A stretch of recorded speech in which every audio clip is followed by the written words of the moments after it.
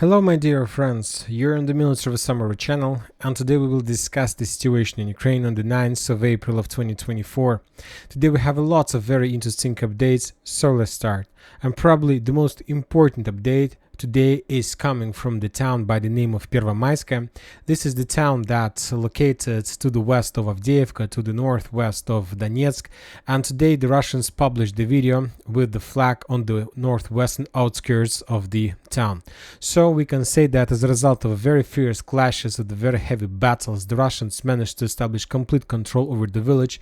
The Ukrainians were defeated in this area and were forced to fall back. So on this video, for example, we can see the western edge of the town. We just saw the Russian flag, let's say, on the building.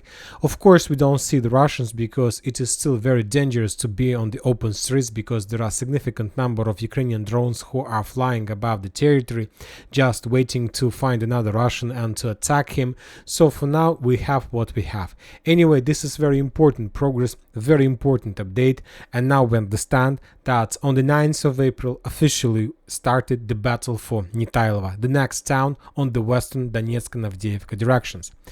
But before that, of course, just a few more words about the area. For example, the first update about the complete control over Pervomaiske we received during the day. The Russians reported that they managed to defeat the forces of 59th and 25th Brigade. The Ukrainians were defeated completely and were forced to fall back in many directions. The Ukrainians were falling back towards Nitailova itself. The Ukrainians were moving to the fields between Pervomaiske and Nivoyska, and then, of course, further to the west in direction of Karlovka Water Reservoir. What the Russians are planning to do next, and the question is whether the Russians are going to stop to have a short operational pause, or they will continue pressure. If you ask my opinion, I believe that the Russians are going to move further because they understand that the Ukrainians are weak as never. Now, these days, the Ukrainians are weak as never. This defense line is weak as never. So that's why I expect that during the next, probably 2 weeks or something like this, or maybe earlier, the Russians will establish complete control over the fields between Pervomaiske and Nivoyska. And this is very important because from this foothold, the Russians will get the operational space for further offensive operation. And of course, the most important and the most interesting and valuable target for the Russians is to move to the southwest in direction of Krasnohorivka. So this is going to be the primary target for the Russians for the next months, obviously, and obviously the Russians are planning to achieve significant results on this direction. Why is that? First of all, if you remember, this morning we have already discussed the battle for Krasnohorivka, how the Russians managed to penetrate the Ukrainian defense belt, how the Russians managed to cross the railways. So there was a very heavy clashes in the area, and now we understand that due to such a big activity of the armed force of Russian Federation on the southern and southeastern part of Krasnohorivka, we understand now the value of two remained, supply roads that Krasnohorivka still has. This is the first one. This supply road goes from Krasnohorivka itself to Zhelanное Drugoye, and this is the second supply road that still Ukrainians have possibilities to use, and this is the road between Zaryane and Krasnohorivka itself. And until the Ukrainians have these two supply roads, the Russians, of course, has less chances to finish the battle for Krasnohorivka very fast. So that's why the Russians need to move further, let's say from Nivoyska to the north, to the, let's say, southwestern direction, with the purpose to get as close as possible to Ukrainian supply roads. And basically, at the first, let's say, level of the operation, the Russians need to establish complete fire control over the road to force the Ukrainians to fall back as far as possible and to cut at least one supply road, to establish even, let's say, a short rifle distance fire control. Of course, it will be much more difficult for the Russians to cut Schmitta Street, this between Krasnohorivka and Zaryane. For these purposes, the Russians need to move, let's say, from the fields between Nivoysk and Staromikhailivka, so this way, and this is going to be too difficult for the Russians. Anyway, if the Russians are able to cut, then the Krasnohorivka battle is going to be finished. And you know that the Russians are very big professionals in such type of operation. These are not the last, and these are not the first supply roads that the Russians managed to cut off since the beginning of the special military operation.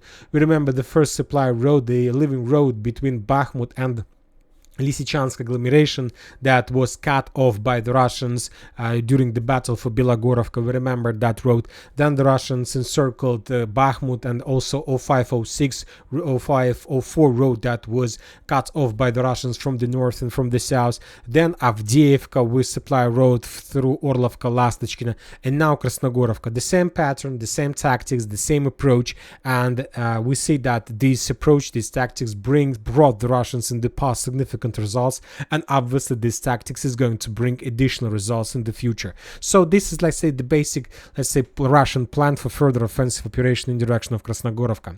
Now let's discuss once again the situation in the southern part. As you can see, significant number of geolocations, and there are a few types of geolocations. The first one is the videos of how the Russians were bombing, and let's say the southern part that was a part of artillery preparation, and exactly after that artillery preparation the Russians launched an offensive with tanks, with Turtle tank. I believe you have already seen the video with the Turtle Russian tank that was in the head of the convoy with the purpose to, let's say, to take all the fire on itself and something like this. Anyway, to summarize everything, as you can see, we have adjusted the map. The Russians entered the southern part of Krasnogorovka below the railways, and the Russians entered the southeastern part on the Ukrainian side of the railways. We have geolocated video confirming this, and on this video, the video that was published, let's say, in the morning, we have exactly the moment when the Russians were moving along these, let's say, farms, along this residential area, how the Russians managed to enter Vatutina Street and to capture the first building. So the Russians, as we discussed in the previous update, captured the building number 15 on Vatutina Street. So this is Vatutina Street, and the Russians captured this building number 15. And later, after that video, we start receiving additional updates from the Ukrainian forces, from the Ukrainians who were trying to counterattack the Russians, and the Ukrainians published this video. On this video, we can see how the Ukrainians tried to damage and destroy the abandoned Russian personal carrier, the personal carrier that the Russians used to enter the area. And also we can see the Ukrainians who were bombing the buildings around Vatutina 15 building. And we have already geolocated most of the buildings that Ukrainians were attacking with artillery, with FPV drones. And if we return back to map, we can make a conclusion that the Russians captured the buildings Vatutina 11, Vatutina 13, Vatutina 11, Vatutina 13, Vatutina 15, and the buildings to the north of Vatutina Street. So regarding the, let's say, probably very difficult situation, complicated foothold, the Russians managed to establish control, let's say, over high-rise area in this part of Krasnogorovka, and the Russians tried to dig in deeper.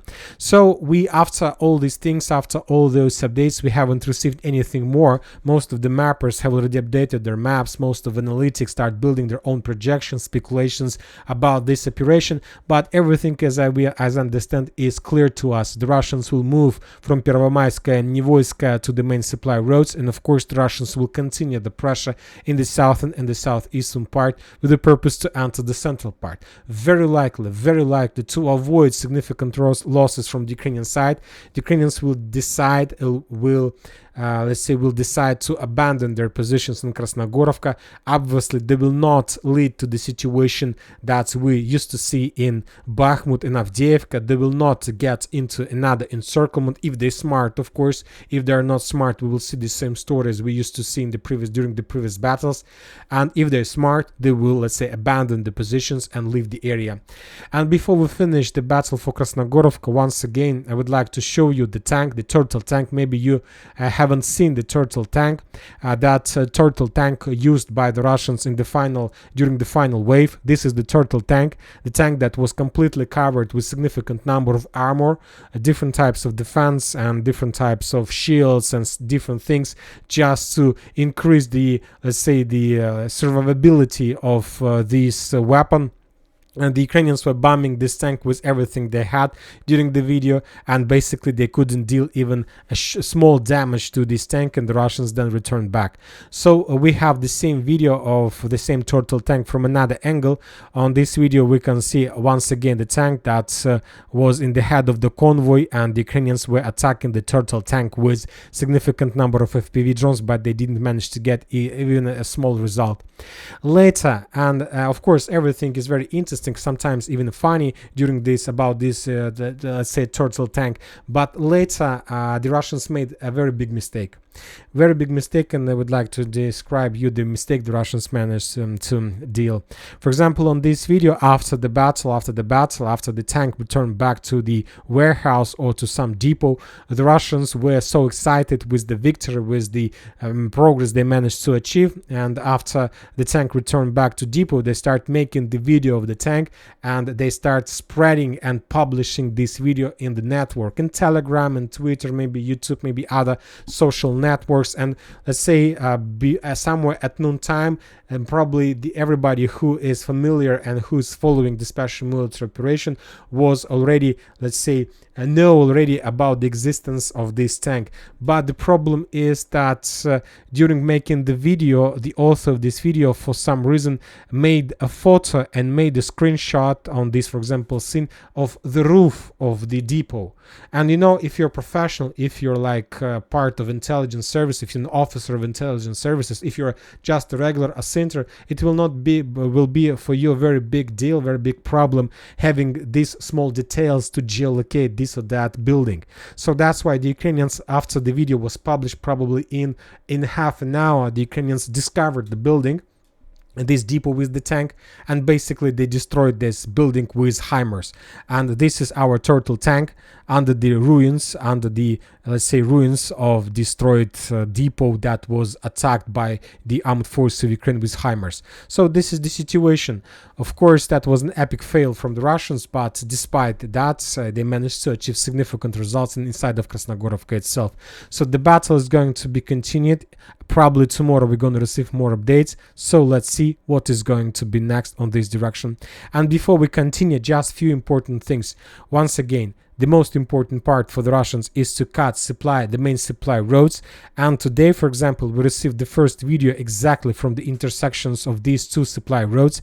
And on this video, we can see how the Ukrainian, let's say, light vehicle with reinforcement, probably with supply, was moving towards Krasnohorivka. But the Russians discovered the movement of that vehicle and they basically destroyed it. So we can say that the Russians have already established certain fire control of the main supply roads, and the closer they get to the road, the heavier and bigger losses the Ukrainians are going to have. Another important thing, the question is why the Russians were using that turtle tank, why the Russians were rushing and attacking the Ukrainians with this type of weapon. And the answer is very simple. For these purposes, we need to increase the numbers of updates since the beginning, let's say even of the 1st of April. And if you remember, during the previous days, we were talking a lot about this high-rise building area of the armed forces of Ukraine on the eastern part of Krasnohorivka, and the Ukrainians were using this territory for, let's say, anti-tank missiles, for equipment, for FPV drones equipment, for communication centers and so on. And during the previous months, the Russians mainly were concentrated on this eastern flank, because the Russians knew that first they need to suppress anti-tank positions, and only after that they can start offensive operation, because from this high-rise area it's a perfect foothold, perfect positions of the armed forces of Ukraine to attack everything and anything that can move through the fields. And the Ukrainians were using this, let's say, sector during the previous phases of the, let's say, battle for Krasnohorivka. But before this attack, the Russians did a very great job. They suppressed this area, and while the Ukrainians were in panic and trying to find solution how to restore their anti-tank and drone position, the Russians launched an unexpected attack, and basically the Ukrainian defense belt collapsed in the area without even a small resistance from their side.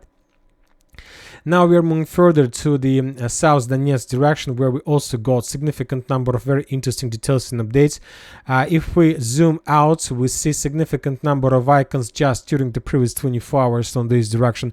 The Russians very likely launched another clearing operation on the direction with the purpose to attack as many as possible Ukrainian positions, and basically to let's say, to I don't know how to say this, to force them thinking that the Russians will try to attack on this or that direction. So just to make them don't understand what is going on. Significant number of strikes, lots of flamethrower strikes arrivals, and we see that the Russians were concentrated mainly on three directions: Konstantinovka, Novomikhailivka, Solotka, Vodyane, and of course Ugledar. Now the Ukrainians need to understand where exactly the Russians are planning to start their offensive operation.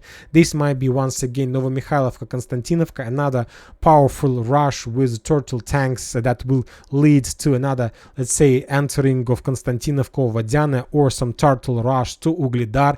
The Ukrainians need to understand and find out where exactly the Russians are going to attack, but maybe the Russians are planning and will try to attack on every single direction and will collapse the entire South Donetsk direction of armed forces of Ukraine completely. So we'll see, but obviously during the next 72 hours we're going to receive something interesting from this direction as well.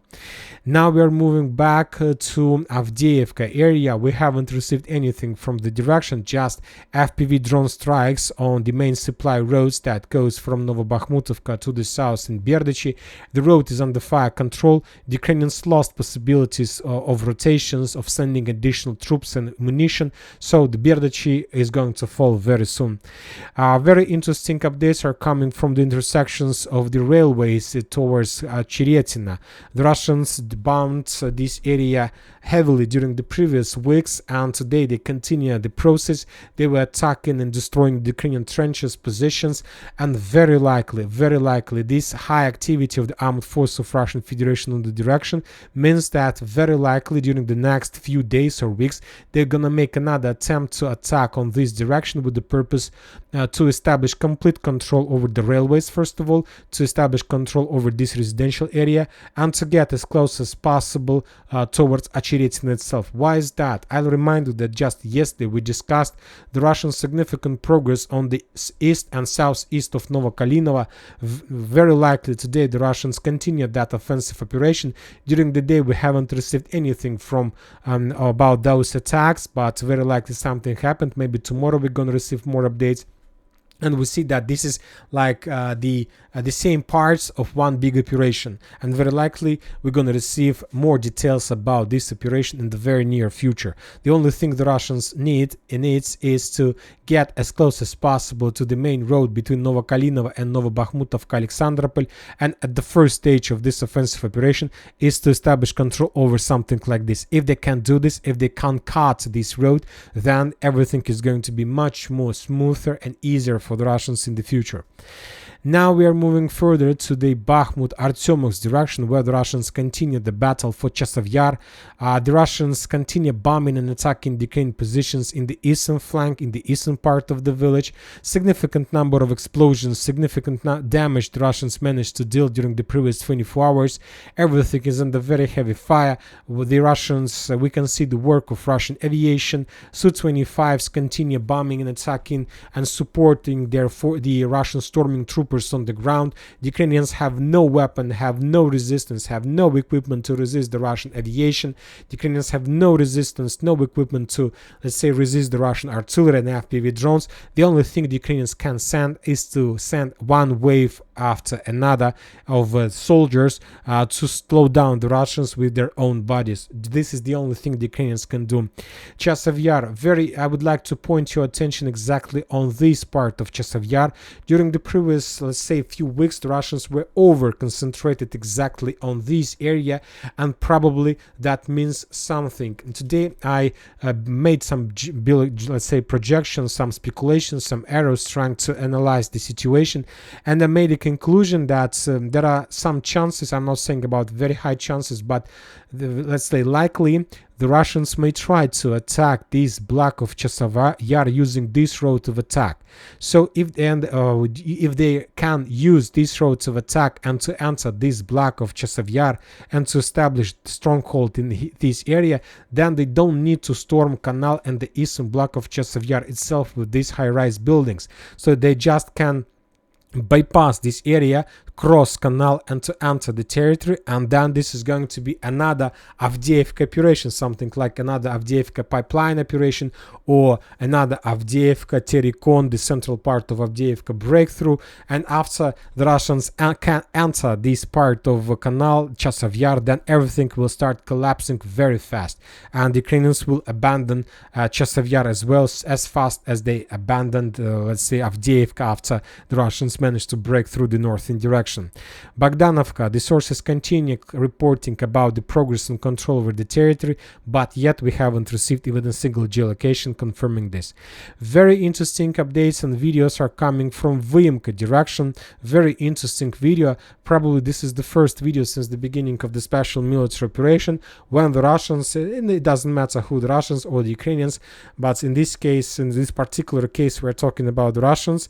The Russians were attacking the Ukrainian positions on the motorcycles. 2 motorcycles with 4 stormtroopers crossed the fields very fast. They were, of course, it's a very fast type of weapon. The Ukrainians didn't have time even to realize that they are being attacked by motorcycles. The Russians reached the Ukrainian trenches, and 4 Russian soldiers, stormtroopers, cleared the trenches and established control over the territory. Based on the video, we have adjusted the map by adding additional, let's say, 3 lines to the territory of Russian control. Significant video and significant Russian progress, and the Russians are getting closer and closer to the main defense belt, to the main stronghold, the railway station by the name of Vyimka. Very interesting details are coming from Bilogorovka. As you can see, we have already adjusted the map. We have geolocated confirmation of Russian control over some part of the landfill. And the thing is that the video with the landfill, with the Russian control over the landfill, we received yesterday in the evening. So during the previous 24 hours, probably the Russians managed to improve their positions. Let's say to the northwest, the Russians probably managed to establish additional control, and of course to the southeast. Furthermore, on the southern part of the landfill, the Russians continue bombing and clearing the territory, the trenches and the fortifications with FPV drones. So I expect that tomorrow we will color the landfill in the red, which confirms the complete control over the territory by the Russians. So I suppose that very likely that by the evening of the, let's say, 10th of April, we will color this territory into the red, which confirms the complete Russian control over the territory, because the situation started developing very fast, and the sources on the ground reported that Ukrainians haven't even made even a small attempts, even a short some number of attempts to counterattack the Russians. The Ukrainians realized, to be more precise, that the forces of 81st Brigade realized that they had no chances to regain lost positions, and now it's time to start packing their weapon, their goods, and their, let's say, things, and to start preparation for evacuation from Bilogorovka.